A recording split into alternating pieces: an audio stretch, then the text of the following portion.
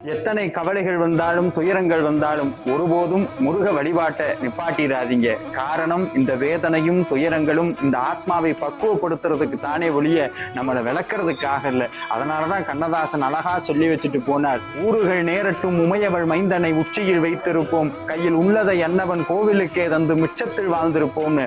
ஒரு காலகட்டத்தில் இந்த வேதனை துயரங்கள் கஷ்டங்கள் எல்லாம் நீங்கி நல்ல வாழ்க்கைக்கு போனதுக்கு அப்புறம் தான் இந்த மனசு உள்ளிருந்து சொல்லும், இந்த வாழ்க்கை முருகன் போட்ட பிச்சைன்னு. ஏன் வேல் வச்சு பூஜை பண்றோம்னா, சாதாரணமாக வேலுக்கு பூஜை பண்ண முடியாது. உங்க வீட்டுல வேல் இருக்குன்னா உங்க வீட்டுல முருகன் இருக்கான்னு அர்த்தம். உங்க வீட்டுல வேல் இருக்குன்னா சத்தியமாக சாட்சாத் அந்த செந்தில் ஆண்டவன் வீட்டுல இருக்கிறான்னு அர்த்தம். அந்த வேலை சாதாரணமா பூஜை பண்ண முடியாது. காரணம், முருகனுடைய உத்தரவு இல்லாம பண்ண முடியாது. சாமி சொன்னார் அருணகிரிநாதர், இந்த வேலுக்கு யாரெல்லாம் பூஜை பண்றா, சுரர்க்கும் முனிவரருக்கும் மகபதிக்கும் விதிதனுக்கும் அரிதனுக்கும் நரதமக்கும் உருமிடுக்கன் வினை சாடு.